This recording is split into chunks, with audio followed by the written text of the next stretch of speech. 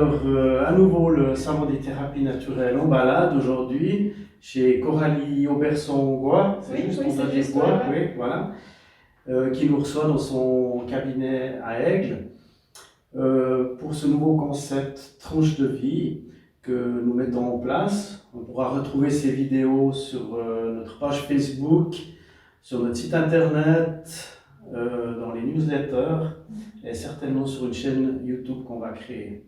Alors tout d'abord, merci Coralie de nous recevoir ici, de nous accorder un petit peu de temps dans ton lieu de travail.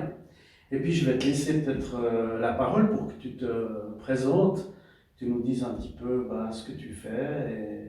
Oui, alors Coralie Auberson-Gois, effectivement. Donc, je travaille ici comme thérapeute avec trois axes principaux dans lesquels j'exerce. Il y a ce qu'on appelle le décodage biologique, ça où je suis formée, ou décodage psychobiologique, je le nomme comme ça, c'est l'interaction entre une pathologie et puis une cause psychique. Donc, je travaille à aller explorer la cause psychique des pathologies. Et puis je fais des constellations familiales également. On va aller là travailler soit en groupe, soit en individuel avec des petites figurines. On va aller rechercher ce qui pourrait bloquer, coincer, causer des problématiques au niveau familial. Et puis, en dernier lieu, l'hypnose ericksonienne à laquelle je me suis formée également là, pour aller chercher dans l'inconscient des possibilités peut-être de se sortir de certains blocages ou de pouvoir mener à bien des objectifs personnels. Voilà, donc des domaines qui se complètent finalement parce que je peux utiliser l'une ou l'autre des techniques de manière transversale entre ces différentes pratiques, ça va dépendre. Suivant la problématique. Exactement, je vois plus comme une mallette avec des outils que des choses très séparées. Voilà. Et puis je fais de la thérapie, puis je fais également des formations dans les domaines du décodage et de l'auto-hypnose en fait. Ok. Qu'est-ce qui a fait un jour, parce que tu m'as dit tout à l'heure qu'à la base tu étais assistante sociale, donc déjà dans un métier de relation d'aide, qu'est-ce qui a fait qu'un jour tu as décidé comme ça de devenir indépendante et puis de te lancer dans des thérapies comme ça? Alors, je pense que j'avais une insatisfaction dans la prise en charge dans mon travail. Je me souviens d'une fois d'une discussion que j'avais avec quelqu'un qui me disait « Mais ça fait 10 ans que tu travailles dans le social, tu n'as pas encore pensé à écrire un livre sur les sujets de l'adolescence et de la réinsertion » parce que j'étais dans ce domaine-là. Puis je me suis dit « Mais non, parce qu'en fait, je le fais mais sans avoir le feu sacré. » C'est ça. Donc là, il y avait une première remise en question du pourquoi je faisais ça. Et puis, j'en suis arrivée à un stade où je pouvais faire de la formation continue.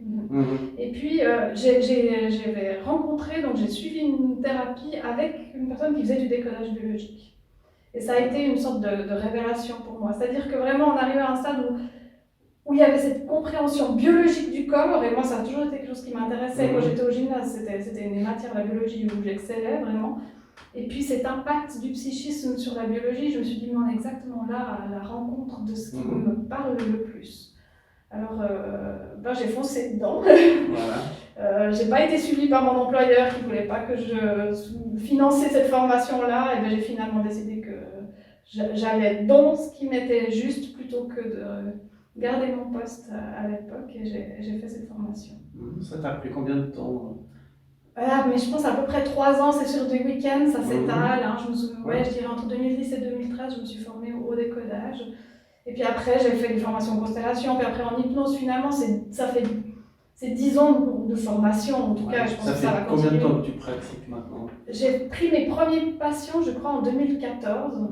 Donc, 7 ans que je pratique de la thérapie.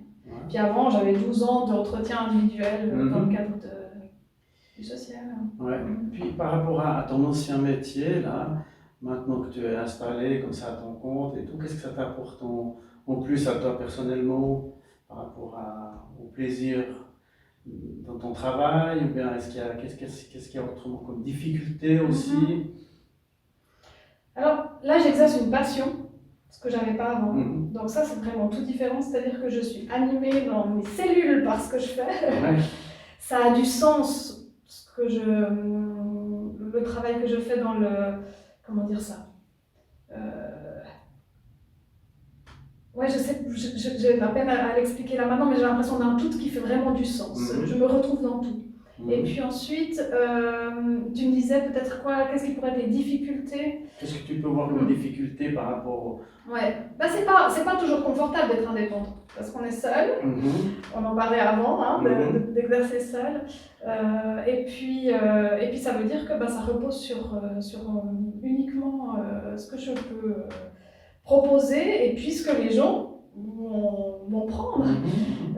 Alors ça sert à rien que je sois passionnée si je suis passionnée toute seule. Ouais. Ce qui fait que mon plaisir, c'est de pouvoir le partager avec d'autres personnes pour qui ça a aussi autant de sens que moi. Et j'ai eu des magnifiques rencontres en formation comme ça. Je donne, dans les formations que je donne, des moments qui sont superbes avec des gens qui découvrent cette pratique.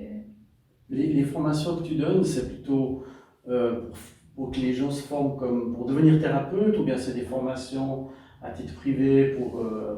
Oui, il y a de tout. J'anime des ateliers thématiques, des petits ateliers thématiques très courts comme ça sur des sujets. Par exemple, on veut connaître le décodage des pathologies de la peau ou des choses comme ça.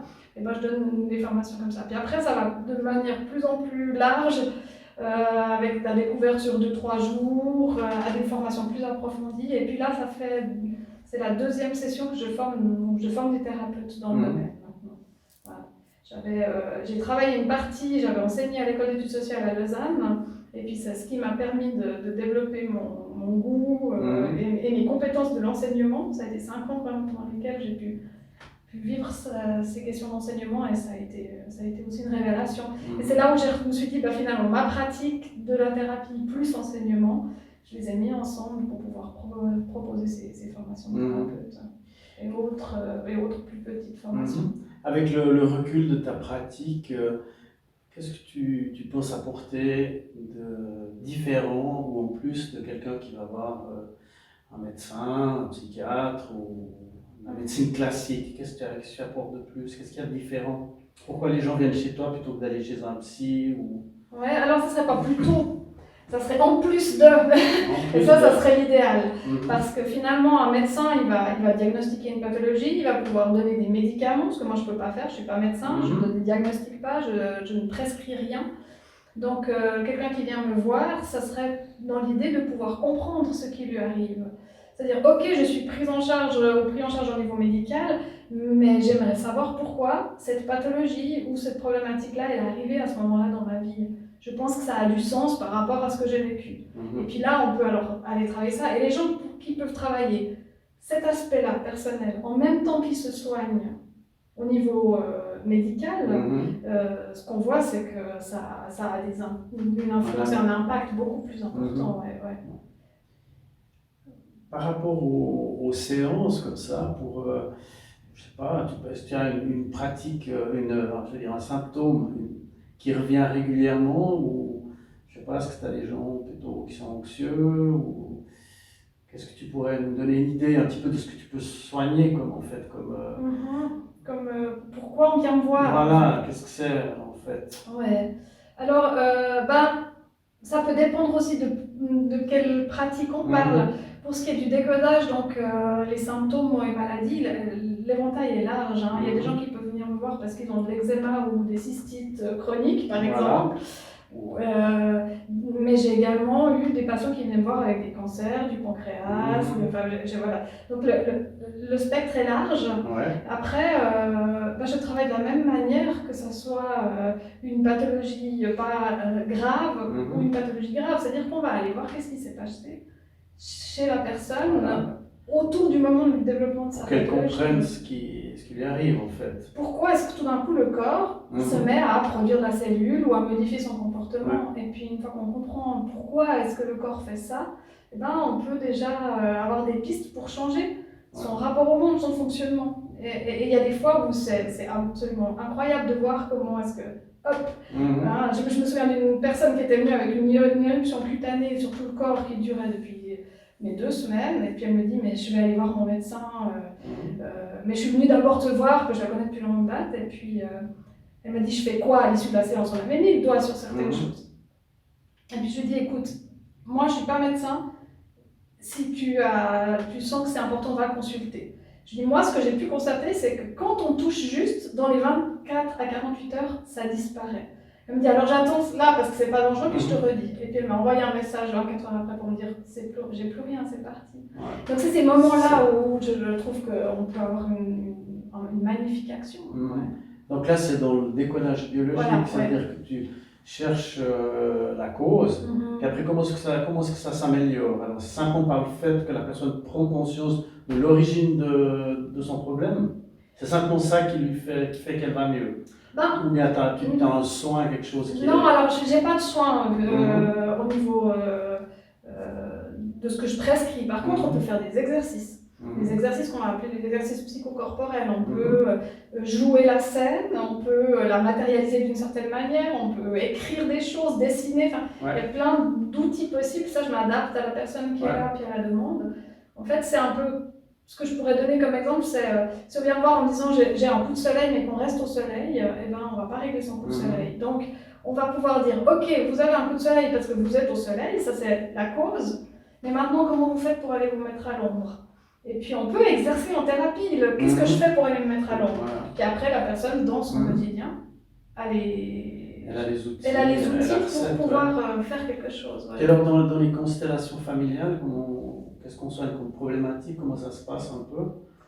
Alors, dans les constellations familiales, les gens viennent travailler des problématiques d'ordre conflictuel ou de place ou de schémas répétitifs ou récurrents qu'ils ont dans leur vie ou avec leur famille. Donc là, on va placer la famille concrètement, soit à l'aide d'autres personnes quand on le fait en groupe, c'est-à-dire qu'on a des gens qui sont là pour représenter, soit à l'aide de figurines, on peut utiliser des Playmobil, des petites figurines, c'est égal le quoi, mais on va placer le système familial. Je dis le système parce qu'on peut même placer des concepts, on peut placer la colère ou la maladie, et puis ensuite il s'agira d'aller ressentir à la place de toutes ces personnes pour voir qu'est-ce qui se passe quand je suis à la place du père, qu'est-ce qui se passe quand je suis à la place du cousin, de la sœur, etc. Et puis d'aller remettre ainsi l'équilibre, l'ordre, la place, peut-être faire certains gestes symboliques ou dire certaines choses qui n'ont pas pu être dites. En fait, que la personne ait la place qui lui est due au sein de la famille, c'est ça que tu veux dire un peu. Mais souvent, on souffre parce qu'on a porté des choses qui n'étaient pas les nôtres, on a tenu des rôles qui n'étaient pas les nôtres, etc. Et puis c'est impressionnant la puissance de remettre de l'ordre. Et ça m'est arrivé que quelqu'un me dise, mais ma sœur m'a retéléphoné, elle ne me parlait plus depuis 15 ans, après avoir fait un placement de constellation, sans que la sœur soit du tout au courant. Présente, Simplement, tu expliques ça comment, énergétiquement, par l'énergie On parle d'inconscient familial. Il y a l'inconscient collectif, mais l'inconscient familial qu'on voit émerger dans les troubles liés au transgénérationnel aussi, ces drames qui se répètent ou ces choses comme ça. Ben c'est ça en fait, dès qu'on touche le système bouge. J'aime bien le présenter comme un mobile. Quand je le présente au salon de thérapie naturelle dans les ateliers, j'explique que c'est un mobile comme dans une chambre d'enfant. Puis si on enlève une pièce d'un mobile, le mobile se déséquilibre. Et bien ce qu'on fait en thérapie, c'est qu'on remet les pièces à la bonne place. Parfait. Puis alors avec l'hypnose ericksonienne que tu pratiques aussi, c'est plutôt... Tu peux m'expliquer un petit peu quel genre de problématique tu peux améliorer avec ça? Alors les gens peuvent... Oui, pardon? Est-ce que c'est au complément des autres ou bien tu fais des séances?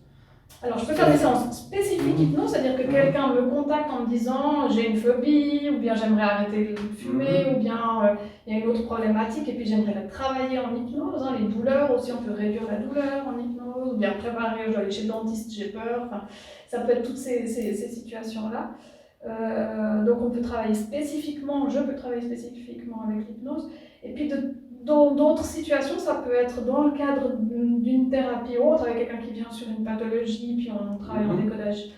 Il y a un moment où on se dit, mais tiens, peut-être que là, d'aller interroger un peu l'inconscient, puis de voir ce qui se passe, ça peut être un bon moyen. Et j'ai aussi eu des très jolis résultats comme ça, avec des douleurs qui disparaissent, parce qu'on lie la recherche de la cause au travail de l'hypnose.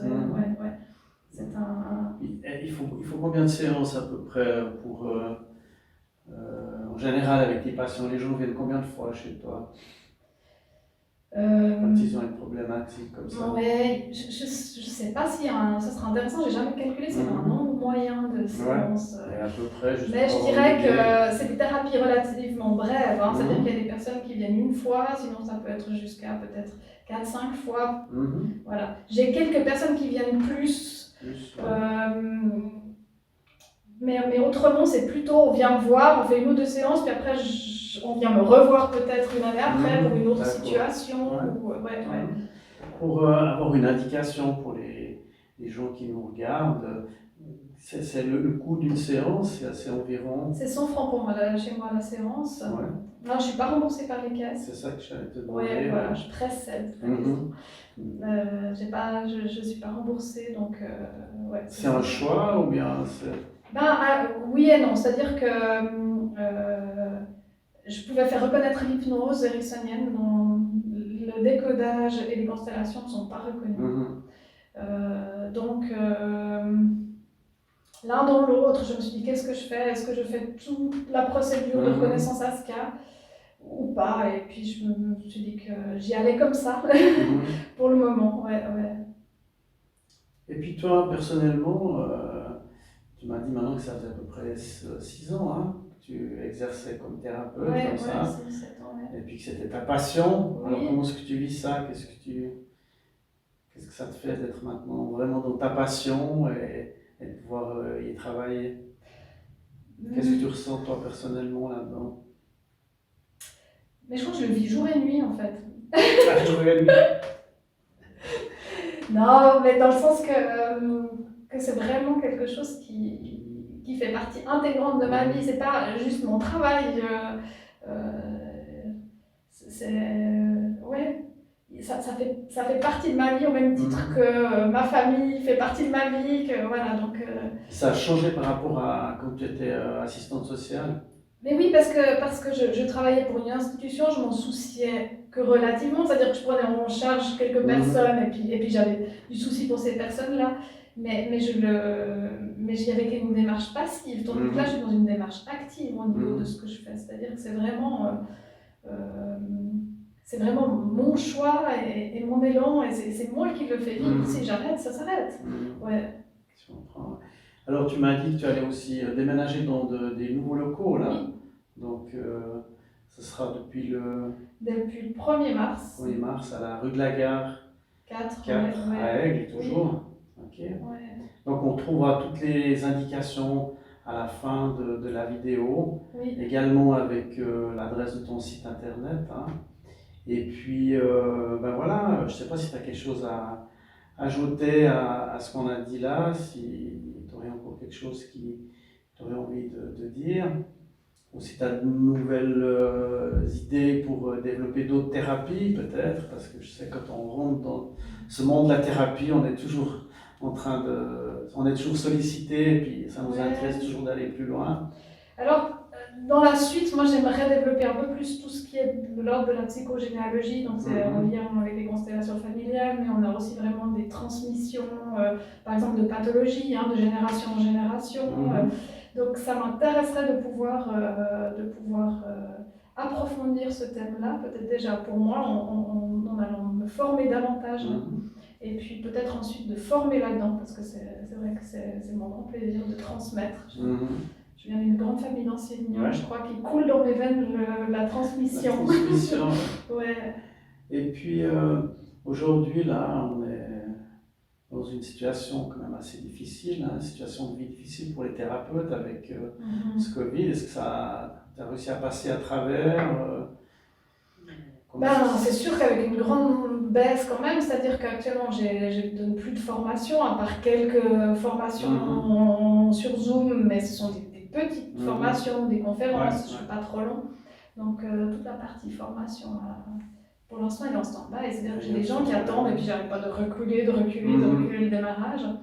J'ai conservé les séances, mais là aussi je vois que quand il y a des décisions de refermer, de reconfinement ou semi, ça baisse forcément derrière. Est-ce que tu sens cette peur un peu chez les gens en général, par exemple de venir consulter Parce que j'ai entendu même chez les Ouais. médecins, ils avaient moins de monde et tout. Donc, Mais en fait, par exemple, il y a quelqu'un qui m'a appelé ce matin pour prendre rendez-vous, puis qui m'a dit, mais est-ce que vous continuez à recevoir des personnes pendant ces... Donc je me demande s'il n'y a pas le souci plutôt des gens que ça ne soit pas le bon moment. Les thérapeutes ne prennent pas, les médecins ne prennent pas, Voilà, on laisse... ouais. ouais. Donc je ne sais pas si c'est de la peur ou si c'est de la sensation que quelque chose s'arrête un peu maintenant, puis du coup on met tout en stand-by. Ouais, c'est une période très anxiogène, et puis bon, la grande majorité des gens réagissent peut-être de la manière que tu décris. Ils savent pas. C'est vrai que comme il n'y a plus de salon, par exemple pour les thérapeutes, il n'y a plus grand-chose qui se passe. Donc peut-être que les gens ne sont pas sûrs si les thérapeutes fonctionnent encore, ou s'ils ont le droit même peut-être d'avoir des patients. Donc on rappellera que les thérapeutes ont le droit, avec toutes les normes de sécurité, la distance, les masques, désinfection, etc. C'est bien ça. Oui, on va continuer. Je dis bon parce que je travaillerai là en partenariat avec mon collègue dans les futurs locaux. Donc on continue à recevoir des patients, on garde les distances, on met les masques, on se désinfecte les mains, et puis on peut continuer à travailler. Et surtout dans ces périodes où chacun peut être déstabilisé, c'est pas facile, hein, on peut avoir besoin de soutien dans ces moments-là. Donc c'est peut-être d'autant plus important de pouvoir conserver ce genre de pratique-là. Ouais. Ok, écoute, je te remercie beaucoup de nous avoir confié une partie de ta pratique, et puis de ce que tu ressens aussi par rapport à ton métier. Et puis je te souhaite, comme à tous les thérapeutes qu'on rencontre et auxquels on pense, que tout cela redevienne normal, et puis qu'on puisse à nouveau être présent dans des salons, et puis montrer au grand public un petit peu ce qu'on fait. Ouais, oui, on s'en réjouit de pouvoir revivre ces moments-là, ils étaient précieux. Et ce sera un plaisir de pouvoir reprendre ces salons. Merci. Vraiment. Ok, merci Coralie.